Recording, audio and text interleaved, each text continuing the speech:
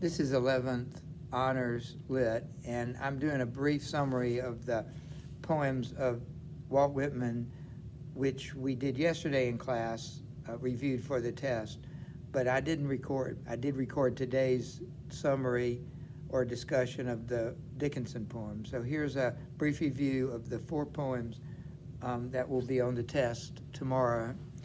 The first one is I Hear America Singing. It is a poem that is written in free verse, which is it relates to the techniques, but it's a popular type of poem that Walt Whitman popularized. It requires no meter.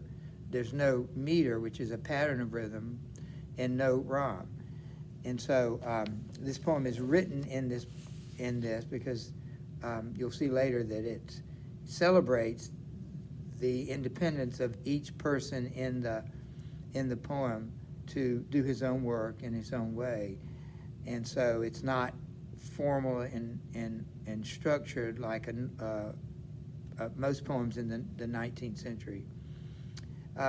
So he mentions probably 10, 11, or 12 different jobs that are what we would call blue-collar or hands-on jobs.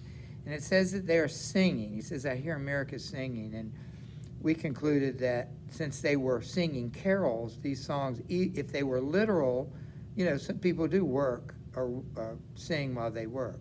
But if they're not literal, then they may mean figuratively that they are enjoying their work. And whatever, and there's a sound to that. Maybe it's the sound of the actual work. The mason, you can hear the bricks and the mortar. The carpenter, you can hear the hammering and the sawing, the mechanic, and so forth.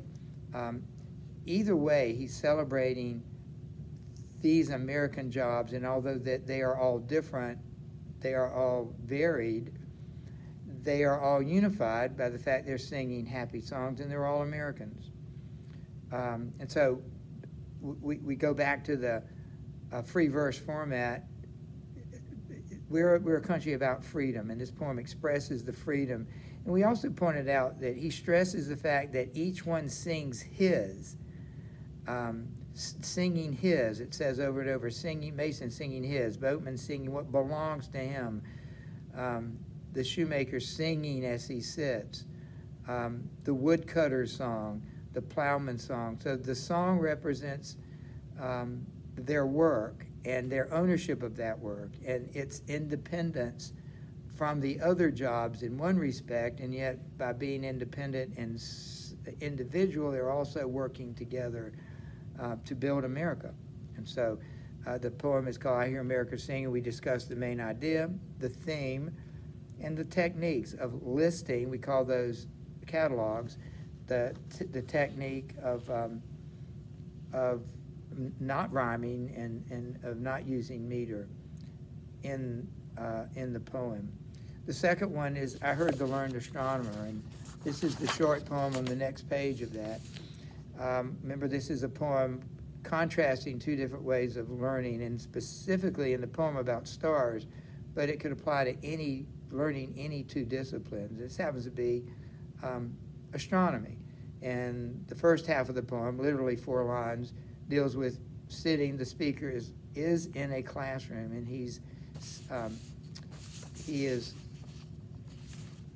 learning from a lecturer. It says, I heard the lecturer. At some point, he decides to get up and leave, and he goes outside, and this represents another way to learn things. One would be from a teacher in a formal classroom setting, or individually from experience. So you can learn almost anything using one or the other of those 2 methods. You can learn on your own, or you can learn from a teacher in a formal classroom. However, those aren't the only 2 options. It's the experience option is what the speaker advocates, not the classroom option. But we know in reality there are many things you can learn in a classroom that you can never learn on your own by just looking at the stars. So there's actually a third option that is combining the 2.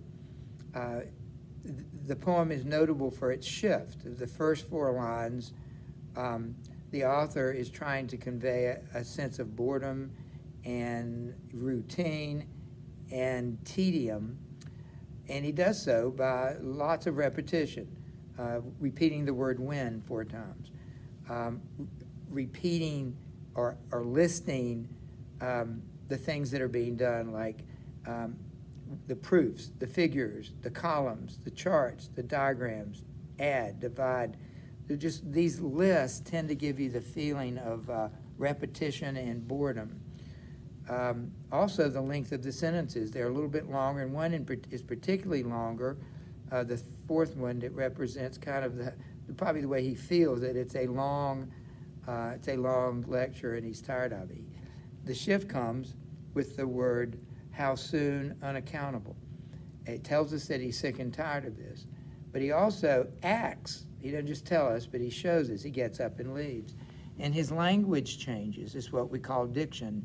His language, he uses words like rising and gliding and mystical moist night air and perfect silence that are designed and chosen to express a pleasant feeling and attitude that the second way of learning, going outside, is more preferable to him than sitting in the classroom. The rhythm of the second is also smoother and flows more comfortably than the choppy commas and lists that tend to slow it slows the pace down, which is again exactly what he's feeling. He's feeling this laborious, slow pace. We also noted that the words in the first stanza, words like charts, diagrams, add, divide, have kind of harsh consonants. The charts, the diagrams, the add, divide, figures, proofs, columns. A lot of these words have these kind of harsh sounding or rough sounding consonants, as opposed to the vowels in the second half. Rising, gliding, I, myself, we call that assonance. You hear those I sounds. Mystical, moist, that's alliteration. And perfect silence. There's something about even the sound of those words. So he uses sound, he uses rhyme even in the second, rising and gliding. So he uses alliteration and assonance, rhyme, even the rhythm of it to express a more pleasant, comfortable feeling than using repetition and harsher sounding consonants, lots of listing, longer sentences to suggest boredom and tedium. So that's those were many of the devices used by Whitman to convey his meaning. "Oh, Captain, my Captain" is on the next page. We pointed out this is the one example we have of a formal poem. It has a meter and it has a rhyme. We discussed also, because it's a poem about the end of the Civil War and the death of Lincoln, we pointed out how it's a formal poem with the formal meter and the formal rhyme. The formality of it is appropriate because it's a poem about death, and not just anyone's death, but the President of the United States. So it's a very formal setting, and he chooses a formal structure to tell it. We also noted that in the 3 stanzas, the first 4 lines of the stanza were, in all 3 cases, celebrating the victory in the war. The next 4 lines in each stanza mourn the loss of the captain, who is Abraham Lincoln. We noted that the longer the lines express kind of a joy, that there's something natural about being talkative and being able to talk freely and joyfully. So there are more words, there are longer lines. When you're sad, you tend not to want to talk so much about it, and the lines are shorter. The whole idea of the metaphor of and we pointed out, that it's a ship and it's a captain and it's a trip and it's a prize. All these things are symbolic or metaphorical of the ending of the Civil War and the death of Lincoln as my captain. There are other things we could have said about it, like the repetition of the word heart 3 times. It just emphasizes the pain that the author is feeling. He addresses the captain, which is an apostrophe. That's kind of a formal poetic technique. He talks about the shore, which is also another apostrophe. He speaks to the shore. And so here, these are just quickly some of the techniques to express his sadness, this celebration on the one hand and sadness on the other of the Civil War, of celebration, and of the loss of Lincoln. And finally, I think almost my favorite one of all these is the shortest one, almost the shortest. It's called Cavalry Crossing a Ford. And we pointed out in this poem that it is very much free verse. There's no rhyme. It seems like he's just describing a scene. The scene is of literally a cavalry unit, Civil War era, crossing a river at a shallow spot, which is a ford. We also pointed out that the mood of the poem, however, is maybe surprising because it's a war poem. First of all, there's no fighting going on. It's a description of a very beautiful day at a beautiful setting. We noted the use of imagery, the green islands, the serpentine course, the flash of their arms, probably the swords, the rifles, the metal on it, the musical clank. These are all images that appeal to sight, sound, smell, and touch. The silvery river, the splashing of the horses, the brown-faced men, the snowy blue and scarlet flags. You can almost hear the flag snapping in the wind, fluttering gaily. Even the word gaily gives this a very upbeat, positive tone. It makes the point that even in war, there are moments of beauty and peace and joy. They don't fight 24 hours a day, 7 days a week, 52 weeks a year. The fighting is definitely scattered throughout the war. It's not constant fighting by any one unit.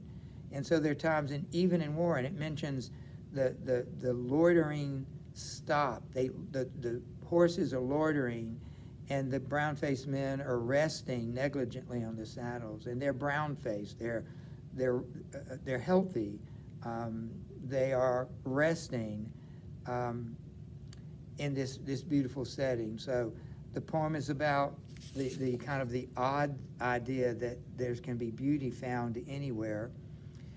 And the techniques we just mentioned, a lot of imagery used in the poem to create a very positive tone. And we also pointed out that the next day, these men may be embroiled in a terrific battle in which many of them might die. But on this day, this scene is of a different picture of war. So that is our brief summary of the Whitman poems. And whenever you're able to get back to class, we'll take this test, and hopefully that helps you. All right, we'll see you later.